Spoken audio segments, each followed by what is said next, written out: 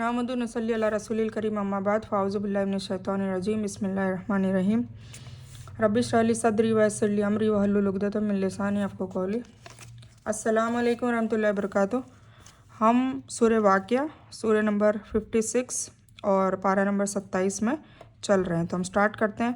औज़ु बिल्लाहि मिनश शैतानिर रजीम बिस्मिल्लाहिर रहमानिर रहीम। अल्लाह के नाम से शुरू करता हूँ जो बड़ा मेहरबान निहायत रहम करने वाला है। सूरह वाक़िया जो है मक्का में नाजिल हुई थी और इसमें 96 आयतें और 3 रुकू है। तो मक्का में आई है तो बेशक इसमें आखिरत का और तौहीद का तज़किरा होगा। तो जब क़यामत कायम हो जाएगी जिसके घटित होने में कोई झूठ नहीं, वह ऊंच नीच करने वाली होगी, मतलब सारा उथल पथल हो जाएगा। जबकि धरती जलजले के साथ हिला दी जाएगी, धरती अपने सारे खजाने बाहर फेंक देगी, इंसानों को भी बाहर फेंक देगी और पहाड़ बिल्कुल रेजा रेजा कर दिए जाएंगे। पहाड़ एकदम रुई के जैसे फोहो की तरह बिल्कुल रेजा रेजा हो जाएंगे, फिर वह बिखरी धूल की तरह हो जाएंगे। तुम 3 गुटों में बट जा और तुम 3 गुटों में बट जाओगे, तुम्हें 3 गुटों में बांट दिया जाएगा। दाहिने हाथ वाले लोग मतलब अव्वलीन, और अभी आएगा देखो मैं बताती हूँ इसमें, वह असाबुल यमीन व अशाबुल यमीन और अशाबुल शिमाल अशाबुल शिमाल और वस्साबिकुना वस्साबिकुन। अब ये 3 टाइप के लोग होंगे, मतलब अव्वलीन और जहन्नमी लोग, जन्नती लोग। जो दाएं हाथ वाले हैं वो जन्नती होंगे और जो बाएं हाथ वाले लोग हैं जिसके पीठ पे लादा हुआ होगा अमालनामा वो जहन्नमी होंगे। और जो साबिकून है वो पहल करने वाले लोग होंगे। ठीक है, आपने अगर मेरी वीडियो मैंने डाली है अब भी ना जागे तो अभी भी ग्रुप में है, अगर वो देखी है तो उसमें सूरह वाक़िया का तज़किरा है और इसी के ऊपर से बताया गया है कि कौन अव्वलीन है, कौन आखिरीन है और कौन साबिकीन है, तो आप जाकर देख सकते हैं। तो दाहिने हाथ वाले कैसे अच्छे हैं, दाहिने वाले मतलब जन्नती, और बाएं हाथ वाले क्या हाल है बाएं हाथ वालों का, मतलब ये एक टोंट कसा है। और जो आगे वाले हैं वे तो आगे वाले ही हैं, मतलब वो बढ़ चढ़ के हमेशा हर काम में आगे बढ़ जाते हैं, नेक कामों में। वह बिल्कुल नज़दीकी हासिल किए हुए हैं, मतलब जो अल्लाह ताला के बहुत मुकर्रबीन है, कुर्ब हासिल कर लिया उन्होंने, अल्लाह की नज़दीकी हासिल कर ली, वो है साबिकून, सबकत करने वाले मतलब आगे बढ़ने वाले। ऐश व आराम वाले जन्नतों में होंगे। वो बहुत बड़ा गुट तो पहले लोगों में होगा, मतलब जो ये साबिकून है पहल करने वाले, वो अव्वलीन वाले जो सहाबा का दौर था उसमें तो बहुत सारे होंगे, और पिछले थोड़े से लोगों में से होंगे, मतलब थोड़े से होंगे पिछले लोगों में से, मतलब शायद हम लोगों में से, मतलब जो क़यामत तक आएंगे उनमें से मुट्ठी भर थोड़े से लोग होंगे जो सबकत करने वाले होंगे, बाकी पहले के दौर में खूब होंगे। अब ये लोग सोने के तारों से बुने हुए तख्तों पर होंगे। अब इससे आम ईमान वाले मुराद है जिनको उनके अमल नामे दाएं हाथ में दिए जाएंगे, जो उनकी खुशनसीबी का निशान होगा। इससे अभिप्राय मुराद काफिर है जिनको उनके अमल नामे बाएं हाथ में दिए जाएंगे, मतलब जहन्नमी। और ये जो साबिकुन से मुराद है ख़ास ईमान वाले, मतलब ये तीसरी टाइप की किस्म होगी जो ईमान लाने में आगे होंगे, नेकी के कामों में बढ़ चढ़ कर हिस्सा लेने वाले होंगे, अल्लाह उन्हें ख़ास नज़दीकी देगा। यह जुमला ऐसा ही है जैसे बोलते हैं कि तू है, जैद जैद है, इसमें जैसा कि जैद की अहमियत और उसकी प्रधानता का बयान किया हुआ है। ठीक है, तो थोड़े से वो जन्नती लोग जो है दाहिने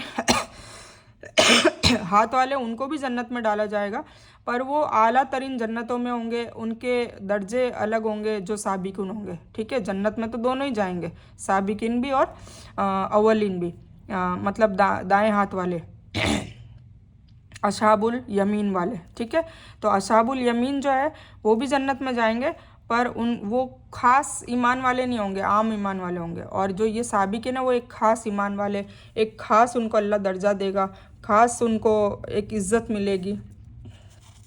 अल्लाह ताला हम सबको भी इन थोड़े लोगों में, मतलब साबिकीन लोगों में जो अभी के टाइम में होने वाले, उसमें शामिल करें।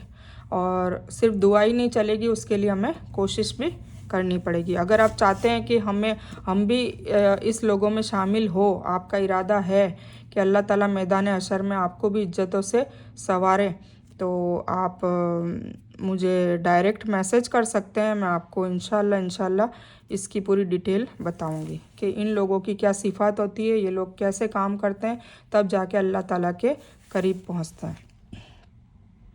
एक दूसरे के सामने तकिया लगाए बैठे होंगे, उनके करीब ऐसे लड़के जो हमेशा लड़के ही रहेंगे, मतलब जवान ही रहेंगे, कभी बुढ़ापा नहीं आएगा, वो आया जाया करेंगे उनकी सेवा में।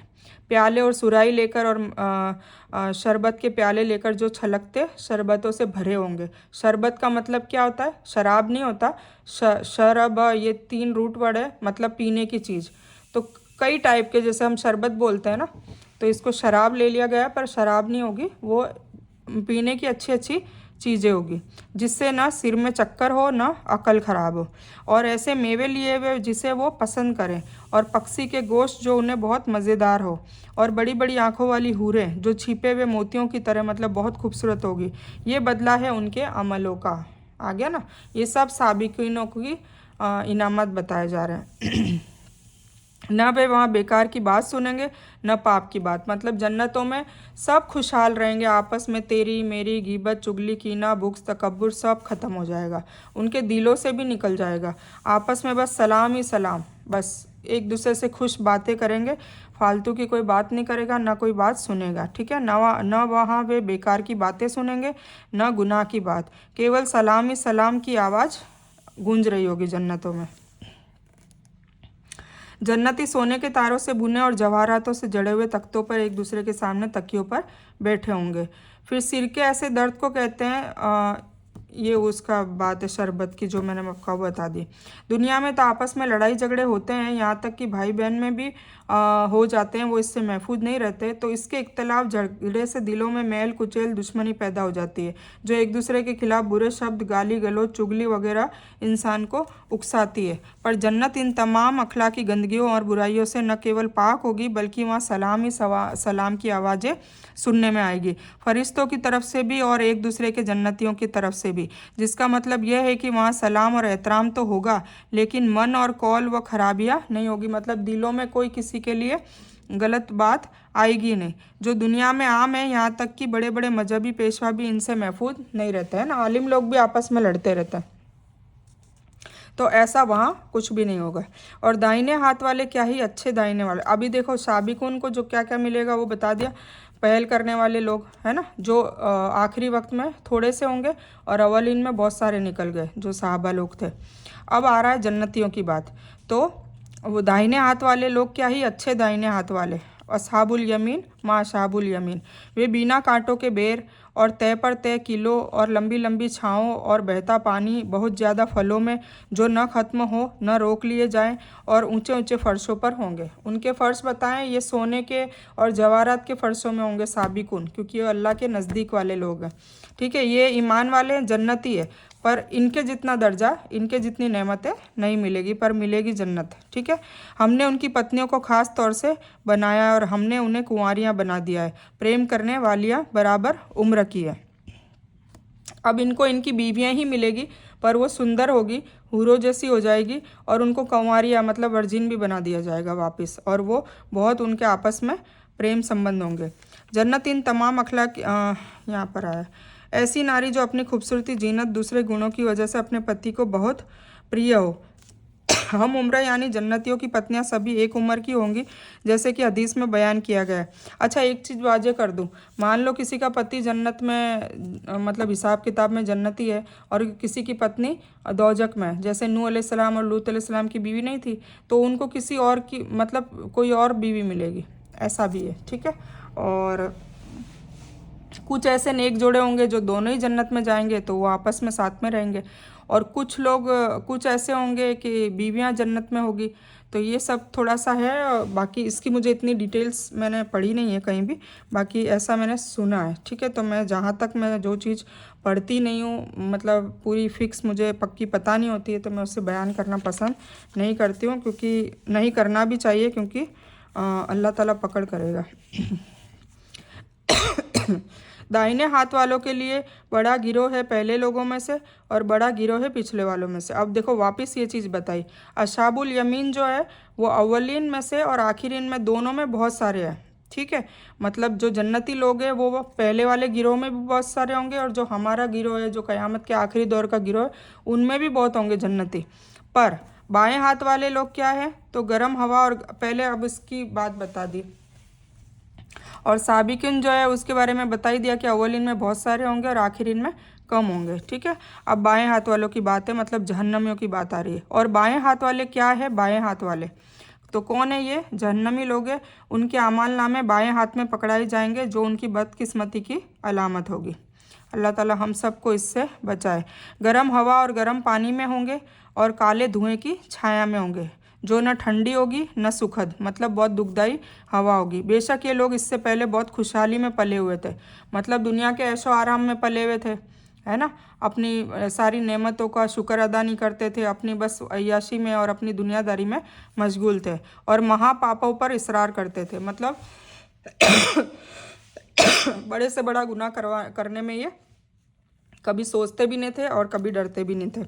और कहते थे कि क्या जब हम मर जाएंगे तो मिट्टी और हड्डी हो जाएंगे, तो क्या हम दोबारा जिंदा करके खड़े किए जाएंगे? मतलब इस पे सवाल होता था, जबकि कुरान में कई बार आ चुका है। इस पे यकीन नहीं था, यकीन नहीं था तभी तो गुनाह करते थे ना। अभी आया ना आगे कि जो जन्नत में वो जाएंगे जो अल्लाह ताला के सामने खड़े होने से भी डरा। तो ये बात तो इन लोगों को भी पता होगी जो जहन्नमी होंगे, पर वो लोग कभी कतराए नहीं और अपनी दुनिया में मशगूल रहे, और मरने के बाद फिर उन्हें पता चला। और क्या हमारे बाप दादा भी ये भी चीज़ कहते थे कि बाप दादा भी फिर से खड़े किए जाएंगे? आप कह दीजिए बेशक सब अगले पिछले पूरी दुनिया पूरी मखलूक वापस से ज़िंदा अल्लाह ताला करेगा, और अल्लाह ताला इस चीज़ की कुदरत बेशक रखता है।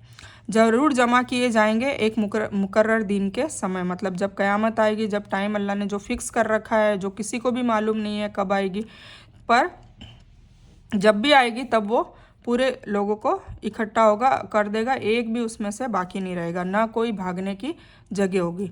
फिर तुम है भटके लोगों और झुठलाने वालों, मतलब अल्लाह ताला क्या कह रहा है? तुम भटके लोगों हो और तुम झुठलाने वालों हो, ज़रूर खाने वालों हो जक्कुम का पेड़, मतलब एकदम कड़वा पेड़ दिया जाएगा खाने को, और उसी से पेट भरने वाले हो। और फिर उम्र भर उस पर गर्म उबलता हुआ पानी, मतलब वो खाने को कड़वा फल दिया जाएगा, फिर जब पानी की प्यास लगेगी तो उसमें उबलता हुआ पानी डालेंगे, तो उससे क्या होगी? पानी पीने वाले भी प्यासे ऊँटों की तरह, मतलब वो जब वो पिएंगे तो उनकी नाउज़ुबिल्ला आंतें भी गल जाएगी। क़यामत के दिन उनकी मेहमानी यही है, मतलब एक टाइप से ये वर्ड मेहमानी दिया है, मतलब उन पे अजाब होगा।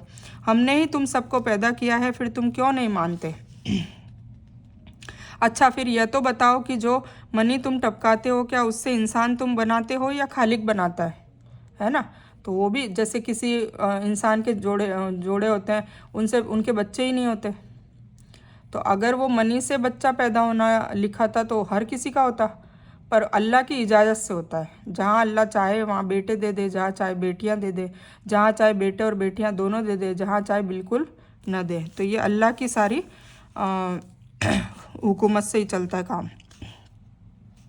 तो यहाँ पर दुखदाई अजाब की बात बताई जा रही है, यानी तुम्हारी पत्नियों से जब जिमा के नतीजे में जब मनी की जो बूंदे स्त्रियों के गर्भाशय में जो जाती है, क्या उससे तुम इंसान बनाने वाले हो या हम बनाने वाले? ये अल्लाह ताला समझा रहा है।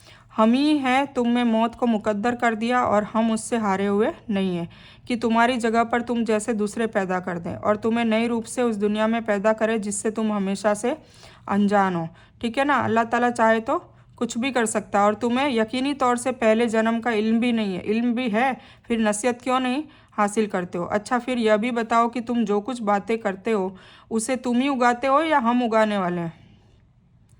ये भी अल्लाह ताला ने बोल दिया, मतलब अल्लाह ताला बार बार आखिरत की बात बता रहा है, हमारे अखलाकों की तनकीद कर रहा है। अगर हम चाहे तो उसे कण कण कर दे और तुम ताज्जुब के साथ बातें बनाते ही रह जाओ, और हम पर तो सजा ही पड़ गया, बल्कि हम तो पूरी तरह से महरूम ही रह गए। अच्छा यह बताओ कि जिस पानी को तुम पीते हो उसे बादलों से तुम ही ने उतारा है या हम बारिश करते हैं? अगर हमारी इच्छा हो तो हम उसे कड़वा कर दें। बारिश का पानी अगर मान लो कड़वा हो जाए तो फिर हम कैसे पानी पी सकेंगे? फिर तुम हमारा शुक्रिया क्यों अदा नहीं करते हैं? यानी ज़मीन में तुम जो बीज बोते हो वह एक पौधा बनकर उगता है। अन्न के एक बेजान दाने को फाड़कर और धरती की छाती को चीरकर इस तरह पेड़ उपजाने वाला कौन है? बेशक अल्लाह। यह भी मनी की बूंद से इंसान बना देने की तरह हमारे ही कुदरत की कलाकारी है, या तुम्हारी किसी कोशिश या छूमंतर का नतीजा है? बेशक हम नहीं कर सकते। ऐसे कई पेड़ हम लोग पौधे उगाते हैं, उसमें से कुछ पनपते हैं कुछ नहीं। क्यों? क्योंकि अल्लाह की इजाज़त जिसको पनपने की अल्लाह देता है वो ही उसके ताबेदारी करेगा। यानी इस नेमत पर हमारे हुक्म की पालन करके हमारा अमली शुक्रिया क्यों अदा नहीं करते। अच्छा यह भी बताओ कि जो आग तुम सुलगाते हो, अल्लाह ने एक एक नेमत का बयान कर दिया, पानी का, इंसान जो बनाता है उस वीर्य का जिससे बनता है, जिस बीज से पौधा उगता है उस बीज का, है ना, और बारिश का, और अब ये बता रहे हैं आग का। अच्छा यह भी बताओ कि जो आग तुम सुलगाते हो उसके पेड़ को तुमने पैदा किया है या हम उसके पैदा करने वाले। हम लकड़ियाँ सुखा के आग जलाते हैं ना, तो वो पेड़ किसने पैदा किए, अल्लाह याद दहानी करवा रहा है। हमने उसे नसीहत हासिल करने का साधन और यात्रियों के फ़ायदे की चीज़ बनाई है। तो अपने अजीम रब के नाम की तस्बीह बयान किया करो। तो मैं कसम खाता हूँ सितारों के गिरने की, और अगर तुम्हें इल्म हो तो यह बहुत बड़ी कसम है ना। अगर अल्लाह ने कसम खा ली तो बहुत बड़ी चीज़ है। तो जो बल देने के लिए कोई बात बताई जाती है तो उसके लिए कसम खाई जाती है, बल्कि पहले किसी चीज़ को नकारने के लिए नहीं। यानी यह कुरान कहानत या शायरी नहीं है, बल्कि अल्लाह ताला का कलाम है, बाइज्जत कलाम है। कुरान बहुत इज्जत वाला है। तारों के निकलने और डूबने की जगह को मदार कहते हैं, मतलब अल्लाह ताला उसकी कसम खा रहा है। बेशक यह कुरान बड़ी इज्जत वाला है जो एक महफूज किताब में है। अब ये महफूज किताब कौन सी है, लोहे महफूज, जिसे केवल पाक लोग ही छू सकते हैं, मतलब फरिश्ते छूते हैं। वो लोहे महफूज ऊपर है जो एक कुरान अल्लाह ने खुद, और फिर उसमें से फिर ये धीरे धीरे 23 सालों में नाजिल होता रहा, जिसे केवल पाक लोग ही छू सकते हैं। यह सारी दुनिया के रब की तरफ से नाजिल किया गया है। तो क्या तुम ऐसी बात को साधारण और समझ रहे हो, मतलब कुरान को बनाना, कुरान को नाजिल करना, ये सब तुम्हें नॉर्मल चीज़ें लग रही है, कोई मौजज़ा नहीं दिख रहा है, तुम इस चीज़ की अहमियत नहीं समझते हो। तो ये सारी चीज़ें अल्लाह ताला टकोर पे टकोर किए जा रहा है, और अपने हिस्से में यही लेते हो कि झुटलाते फिरो, मतलब फालतू की झूठी बातें लेते हो। तो जबकि जान गले तक पहुंच जाए, मतलब जब तुम मरने पर आ जाओगे तब तक तुम यही बातें करते रहोगे, फालतू की और फाहशी बातें, और तुम उस समय देखते रहोगे, मतलब फिर जब आंखें तुम्हारी वहाँ दूसरी दुनिया में खुलेगी तब देखते रहोगे। हम उस इंसान से तुम्हारे मुकाबले में ज़्यादा करीब होते हैं लेकिन तुम नहीं देख सकते। तो अगर तुम किसी की इताअत के अधीन नहीं और उस कौल में सच्चे हो तो तनिक उस रूह को तो लौटाओ। तो जो कोई भी अल्लाह के दरबार में करीब होगा उसे तो सुख है, खाना है और सुखदाई जन्नत है, और जो इंसान दाहिने हाथ वालों में से है, मतलब जो अल्लाह के करीब होगा, जो अल्लाह की बातें मानेगा, तो वो अल्लाह ताला उसको जन्नतें देगा। तो भी सलाम है तेरे लिए कि तू दाहिने हाथ वालों में से, मतलब अल्लाह ताला दाहिने हाथ जन्नती लोगों से ऐसे खिताब करेगा। दोजकियों से कैसे करेगा, सारी नेमतें याद दिलाएगा और फिर पूछेगा सवाल, और उनके जो शरीक होंगे जिनका शिरक करते होंगे उनको भी ला खड़ा कर देगा अल्लाह, और पूछेगा कि बताओ कौन है शरीक, कौन है तुम्हारे ये अल्लाह ताला के शरीक तुम ठहराते थे। तो ये सारे सवाल जवाब हमसे होने हैं, तो हमें डरना चाहिए इन बातों से, और गुनाह कर रहे हैं तो छोड़ देने चाहिए और अल्लाह ताला की तरफ रुजू करना चाहिए, असली सच्ची पक्की तौबा करनी चाहिए, माफ़ियाँ मांगनी चाहिए, और फिर कभी न करने का वादा भी करना चाहिए, और उसके लिए कोशिश भी करनी चाहिए। और मरते दम तक देखिए मोमिन के लिए कोशिश है, मोमिन कभी आराम से बैठ नहीं सकता, वो जद्दोजहद करने के लिए, मतलब उसे हमेशा नेक कामों में दौड़ लगाते रहना है। लेकिन अगर कोई झुठलाने वाला गुमराहों में से है तो खौलते हुए पानी से उसकी मेहमानी है और उसको जहन्नम में जाना है। यह सरासर हक और बिल्कुल यकीनी है यह खबर, ठीक है। तो तू अपने बड़े अजीम रब की नाम की पाकीज़गी बयान कर। तो यानी मरने वाले के हम तुमसे भी ज़्यादा करीब होते हैं, मतलब जो मर जाता है इंसान जिंदा इंसानों से वो दूर हो चुका होता है, और फरिश्ते और ये सारे जो है वो उनसे ज़्यादा करीब हो जाते हैं, और फिर उनको ये सारे फरिश्ते वगैरह दिखने लग जाते हैं जो अभी हमें नहीं दिखाई देता है क्योंकि अभी पर्दा डाल रखा है। तो अपने इल्म, कुदरत और बसीरत की बुनियाद पर हमसे मुराद अल्लाह के कारकुन यानी मौत के फरिश्ते हैं जो रूह निकालते हैं। मतलब सबसे पहले मुलाकात कौन से फरिश्तों से होती है, जो रूह निकालने वाले फरिश्ते होते हैं उनसे, फिर उसके बाद कब्र के फरिश्ते मुनकर नकीर, ठीक है। तो ऐसे ऐसे चलता रहता है। सूरह के शुरू में अमल के अनुसार इंसानों को 3 जो किस्म बयान किए गए थे उनका दोबारा बयान वापस याद दिलाई की जा रही, याद दहानी की जा रही, क्योंकि अल्लाह ताला एक बात को कम से कम ज़्यादा से ज़्यादा रिपीट करते रहते हैं। क्यों? क्योंकि मैंने वो बच्चे वाली आपको कल बताई थी पिछली वीडियो में कि जैसे माँ अपने बच्चों को रटाती रहती है बचपन से, नमाज़ पढ़ नमाज़ पढ़ नमाज़ पढ़, ये गुनाह मत करना, गिबत मत करना, झूठ मत बोलना, स्कूल में जाके मस्ती मत करना, किसी से लड़ना मत, टीचर की बेइज्जती भी मत करना, है ना। तो ये सारी चीज़ें बचपन से रटाई जाती, तब उससे रटा होता है ना। तो इसी तरह 70 माओं से ज़्यादा अल्लाह हमें प्यार करता है, तो वो कुरान में भी हमें बार बार रटवा रहा है कि ये नहीं करना है, ये करना है, ये नहीं करना है, ये करना है। ऐसे नहीं कि एक बार बता के ख़त्म कर दी कहानी, नहीं, बार बार याद दहानी कराई जा रही है। तो जो 3 किस्म के शुरुआत में सूरह में बयान किए थे वो वापस से रिपीट कर रहे हैं। कौन? जन्नती, जहन्नमी और पहल करने वाले लोग, मतलब जन्नत में आला मुकाम पाने वाले लोग। तो उनकी पहली जो किस्म है वो मुकर्रबीन के सिवा साबिकीन भी कहा जाता है, मतलब पहल करने वाले, क्योंकि वह हर नेकी के काम में आगे होते हैं, ईमान लाने में भी दूसरों से आगे होते हैं, और उनकी इन्हीं सिफ़तों की वजह से वह अल्लाह के दरबार में मुकर्रबीन है, मतलब अल्लाह के करीब में होते हैं। दूसरा दर्जा है आम ईमान वाले, यह भी नरक से बचकर, मतलब जहन्नम से बचकर जन्नत में चले जाएंगे, लेकिन ओहदे में साबिकीन लोगों से कमतर होंगे, मतलब नीचे होंगे। मौत के समय उनको भी फरिश्ते सलामती की खुशखबरी देंगे। और जो तीसरा दर्जा है, जिन्हें शुरू के शुरू में असहाबुल मशाम कहा गया है वो है बाएं हाथ वाले लोग, और ये नौसत वाले होंगे, और इन्होंने अपने कुफ्र और पाखंडी और सरकशियों की सज़ा और उसका अशुभ की वजह से इनको क्या मिलेगी?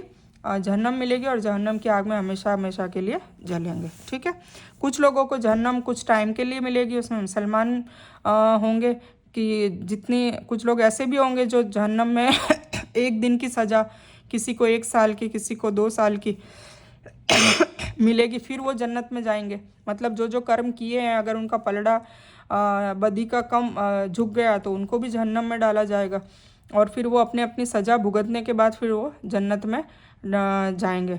तो ऐसे लोग भी होंगे। तो जहन्नम में, पर वो जो एक दिन की सज़ा है, अब यहाँ पर ऐसा बताया जाता है, जब डराया जाता है तो कहते हैं कि एक दिन की सज़ा तो हम यूँ काट लेंगे। तो यहाँ दुनिया वाला एक दिन नहीं, वहाँ का एक दिन 50,000 साल के बराबर होगा, तो वो एक दिन, तो सोचिए। ठीक है, और यहाँ की जो आग है वो 70 गुना ठंडी है, फ़ायदे वाली आग है, जिससे हम सर्दी में सेकते हैं, खाना बनाते हैं, जिसका हम इस्तेमाल अच्छे कामों में करते हैं। वहाँ की आग सिर्फ जलाने के काम आएगी, और बहुत गर्म और शदीद शिद्दत वाली होगी। ठीक है, तो ये समझने की ज़रूरत है। तो बस ठीक है,